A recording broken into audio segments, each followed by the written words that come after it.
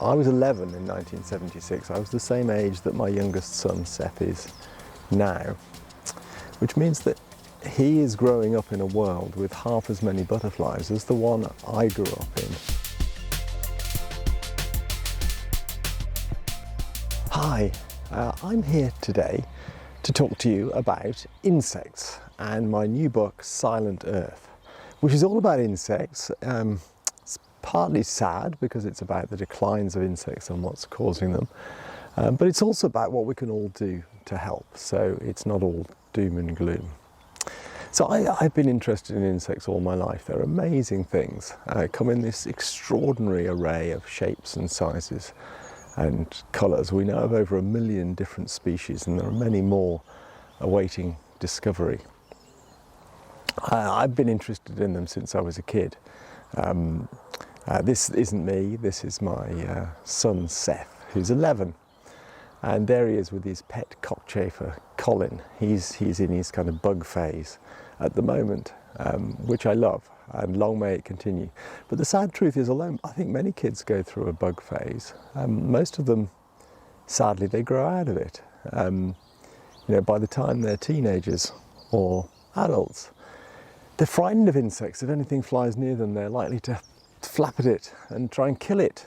They think it's going to bite them or sting them, which is really sad, because not only are insects amazing and wonderful, as I've said, but also they're really important. So my mission in life, if you like, is to try and persuade people to love insects, or at the very least to respect insects, because they're, as I say, we need them. And I'll come back to why we need them later. But before I do, let's talk about their declines. So there is a depressing and growing body of scientific evidence showing that biodiversity worldwide is in decline, and that particularly insects seem to be in really rather rapid decline. So here, for example, are data from the UK. This shows you our populations of butterflies, with the commoner species at the top and the rarer species at the bottom, which we've been carefully monitoring since 1976. And as you can see, they've fallen. Sadly, butterfly populations in the UK are overall down by about 50% since 1976.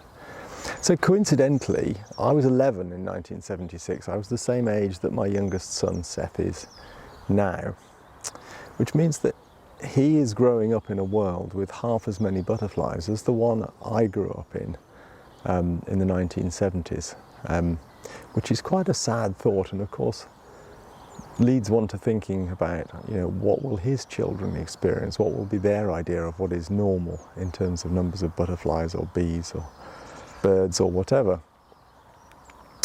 It isn't just UK butterflies that are declining. I'll just show you one other graph. I could show you many more from around the world, but this shows you data from Germany.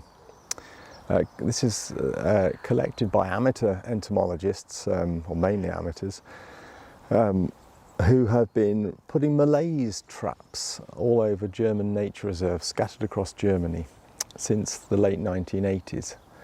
A Malaise trap catches all types of flying insect. You can see one at the top right there. And the chart shows you the weight, the mass of insects caught per day, per trap, between 1989 and 2016. And most alarmingly, it fell by 76%. So seemingly 3/4 of the flying insects of Germany disappeared in just 26 years, really not very long at all. Which, you know, actually when these data were published in 2017, it set sort of alarm bells ringing around the world, and this was widely covered in newspapers and so on, which at least was something good, I guess. Anyway, why does it matter if insects are declining? Well, firstly, as I've already mentioned, they make up the bulk of life on Earth. More than 2/3 of all species on our planet that we know of are insects of one type or another. They're also food for a very large proportion of the remaining creatures, most birds, bats, lots of other small mammals, lizards, amphibians like frogs and toads, and freshwater fish, trout and salmon and so on. They all rely upon insects for food. So if the insects disappear, then they're going to disappear too. But insects aren't just important as food. They perform all sorts of really vital roles in ecosystems. They recycle dead bodies and dung and dead trees and leaves, and that recycling releases nutrients so that more plants can grow each year. They're biocontrol agents of crop pests. Admittedly, also often the pests themselves are different types of insects. They help to keep the soil healthy, they distribute seeds, they do all sorts of things. Essentially, ecosystems would grind to a halt without insects. But most of this is not appreciated by the majority of people. But one thing I think these days that people do understand, at least to some extent, is pollination. I think most of us realise that insects, bees in particular, are important as pollinators, and of course they are incredibly important. Nearly 90% of all the plant species on our planet need pollinating by some kind of animal, usually an insect. Not always a bee. It's important to stress there are lots of other pollinators, wasps, butterflies, moths, beetles, lots of different fly species and so on. And between them they make sure that all these wildflowers set seed and survive. And of course, from a selfish perspective, they make sure that our supermarkets remain full of all these lovely fruits and vegetables that we've grown accustomed to having available 12 months of the year. Things wouldn't look so good if we didn't have bees and other insects to pollinate. We wouldn't have apples, cherries, strawberries, raspberries, blueberries, tomatoes, all sorts of things. Even coffee and chocolate depend upon insect pollinators. So life would be pretty tough without them. And actually the horrible truth is that some people would starve. So we need to make sure we don't end up like these people. These photographs were taken in southwest China, where people now have to hand pollinate their apple and pear trees because there aren't any pollinators left to do it for them. They've wiped them out, which is pretty terrifying. And this is happening more and more around the world. I've seen it myself quite recently in India, and there are reports from Brazil and elsewhere of farmers having to turn to pollinating crops by hand because they haven't got any bees or other insects left to do it for them. Which brings me, I guess, to Rachel Carson and Silent Earth. And of course my book, Silent Spring. My book, Silent Earth, is a sort of deliberately alluding to this. I think the sad truth is that Rachel Carson would turn in her grave if she had any idea what has happened since she published her book 60 years ago. Many people, I think, thought that actually she won this battle. She highlighted the terrible harm that pesticides were doing. Only 15 years after they were first introduced, really, which happened about the Second World War. And she brought attention to chemicals like DDT, for example, which were doing terrible harm in ecosystems. And eventually they were banned. And as I say, many people think that the battle was won. But sadly it wasn't. Those chemicals were just replaced by other chemicals, many, many more of them. And as time has gone on, we've used more and more of them. So in her day, there were perhaps 30 different pesticides available to farmers. In Europe today, there are about 500, globally more than 1,000. Globally, we apply somewhere in the region of 3 million tons of what are essentially poisons to our global landscape every year. In the UK, each farmer's field is sprayed just over 17 times a year. It's little wonder really that insects are in decline. But actually, we're lucky in Europe. Our pesticide regulatory system is better than most in the world. In fact, it probably is the best in the world. In the Americas, it's common to spray pesticides from aeroplanes. They have many more products available. They're much more indiscriminate in their use. And in the third world, it's very common to see pesticides being applied by people with no training and very little education, no protective equipment, and often applying chemicals which have been banned in Europe. So I took this photograph in India 3 years ago near Calcutta. This guy is spraying paraquat, which is a herbicide which is banned in Europe because it's incredibly poisonous to people. You only have to drink 1 or 2 drops of it and you will die. And this guy is spraying it on the weeds on his little farm with his hand sprayer, which looks like it was made hundreds of years ago. He's not even got shoes, let alone proper protective equipment. And the really awful thing is that paraquat is manufactured in the United Kingdom. Many pesticides banned in Europe are still manufactured in Europe and sold to the third world, where they have less strict regulation, which is incredibly hypocritical when you think about it.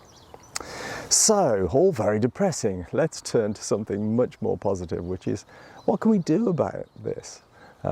Well, the good news is there is a lot we can do. It's not too late. Most insects have not disappeared. They may have declined in abundance a lot, but they could come back really fast if we did something to help them. And the even better news is that we can all get involved. There are lots of simple things that we can all do, and collectively that would make a huge difference. And you can see the benefits for insects of your actions. Plant the right kind of plant, and as soon as it flowers, bees, butterflies, hoverflies, a whole host of amazing insects will turn up. So, what can we do? Well, there's 2 real areas I'm going to talk about. Firstly, gardening and urban areas, and then I'll say a little bit about farming. When it comes to gardens, I think there are really exciting opportunities. I'm in my garden here in the south of England, and I garden for wildlife, and many people do these days. I don't know the figures for Sweden, but in the UK we have 22 million private gardens, covering an area of, it's about 400,000 hectares, which is a bigger area than all of our nature reserves. And just imagine if they were all managed for wildlife. And not only that, but the local council was on board, and they were managing the road verges and the roundabouts and the city parks and the cemeteries for wildlife, so they're all full of flowers. Collectively, that would be a national network of habitat for insects, which would make a real difference. And this isn't just my kind of idle, crazy pipe dream. This is already happening, which is what's really exciting about it. Lots of people are deliberately making their gardens a little wilder, growing more wildflowers and so on, things I'm going to talk about in a second. So there's a real opportunity, an open door, and there's not really, I don't think, sorry, there's so many birds flying around, there's not really any downside to doing this. There's no real price to pay, apart from perhaps getting used to our gardens looking a little less neat and tidy. It is extraordinary how much life can live in a garden. And I think this is best demonstrated by the work of a lady called Jenny Owen, who wrote a book, The Wildlife of a Garden. And it was based on her own garden in Leicester, which is a city in northern England, North Midlands. It's not a city famed for its wildlife at all. It's very urban, industrial. She had a garden quite near the city centre, and a very small garden. But she spent 35 years encouraging wildlife and cataloguing, counting, identifying every species of animal and plant she could find. And after 35 years, her species list was 2,673 different species of animal and plant. Nearly all of, well, most of them insects, nearly 2,000 of them were different types of insect. I think that's extraordinary. And it just goes to show how much life could live in all of our gardens if we're lucky enough to have one, and we take a few simple steps to encourage it. So what are those steps? So there's 4 ideas on this slide. Firstly, starting top left, try and be a bit more tolerant of what we're taught to describe as weeds. There are many common native and beautiful wildflowers like dandelions and thistles and ragwort and many others, which we spend ages trying to get rid of in our gardens. And actually, if we just learn to be a little more tolerant, the wildlife would really thank us. Dandelions, for example, as here, are a fantastic nectar resource for early spring pollinators. So leave a few in your garden, and actually I would say this, you can get rid of all the weeds in your garden just like that by calling them wildflowers. Okay, moving round clockwise, flowering trees. If you've got room, squeeze in a flowering tree or two. You don't need terribly much room because fruit trees are, like apples and so on, are available on dwarfing rootstocks, which means they don't grow very big and can fit in a really small space. Things like apples, pears, cherries, plums and so on are a really wonderful early spring resource again for things like bumblebee queens coming out of hibernation. So try and squeeze in at least one if you possibly can. Then moving around a bit further on the slide, lawns. Don't have a super neat lawn that you mow every 2 weeks. It's just a crazy waste of time. I don't know why people are obsessed by putting stripes in their lawns and mowing the life out of it. If you just relax, and next time you think your lawn is looking a little bit long, instead of getting out the lawnmower, get out a deck chair and make yourself a coffee or a gin and tonic, and enjoy the insects that will arrive to visit the flowers that will pop up. This is my lawn.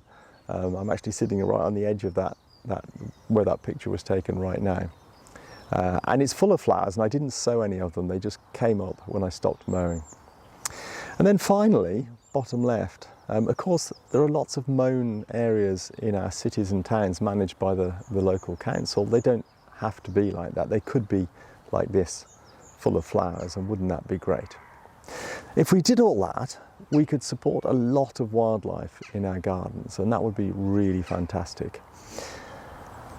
But the bigger issue is, what do we do about farming? Farming covers a much larger area of land than our gardens do. And while that remains hostile to life, and unfortunately the horrible truth is that modern industrial farming is hostile to life, these enormous monocultures of fields, treated over and over again with pesticides, support almost nothing apart from the crop. Now, I think a lot of people think that that's necessary, that this industrial farming method is the only way we can feed the world. If they think about it at all, and I think many people don't, that I would question whether it's necessary or desirable.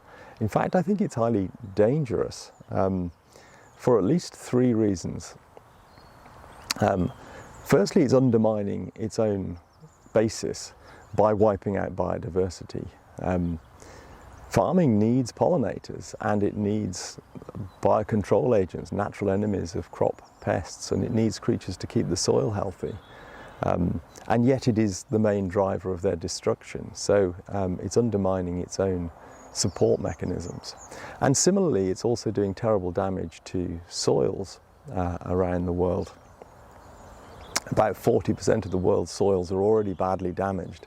The blackbird. How are we going to grow crops if we keep destroying our soils? The next generation will have nothing to grow their food in. And then finally, of course, modern agriculture is a massive contributor to greenhouse gas emissions. About 1/3 of all greenhouse gas emissions come from food production. And we all know that we have to stop that. So I think this model isn't sustainable, and that we have to find a better way to feed everybody. So what should farming look like?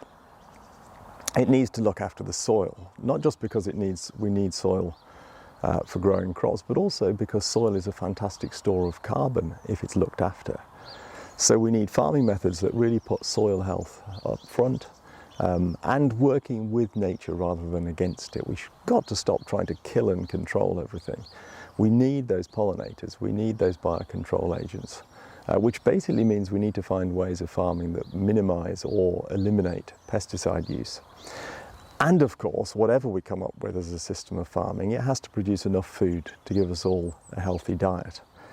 That might seem like a pretty tall order, but actually I've seen examples of farms that already tick all those boxes, that provide everything we need, or could if they were done on a big enough scale. Things like agroforestry and permaculture and biodynamic farming and organic farming, they're all based on looking after the soil, growing a diversity of healthy fruits and vegetables close to where they're going to be consumed. They're all sustainable in the long term and offer, I think, a much more attractive way forward than carrying on with this industrial, destructive agricultural process. Whatever we do, we have to do a better job of looking after our planet. It's extraordinary. We live on this rock, hurtling through space with a crust of life clinging to its surface. It's extraordinary and it's unique. It's our home. It gives us everything. And we should treat it as our most valued possession. But we're not. We've done a pretty poor job of looking after it so far, and there is a real danger that future generations will inherit an impoverished Earth. And an Earth that's been shorn of most of its natural beauty, which would be terribly sad. So we have to do better. And what better place to start than by looking after all the little insects that live all around us in our gardens. Thank you very much for listening.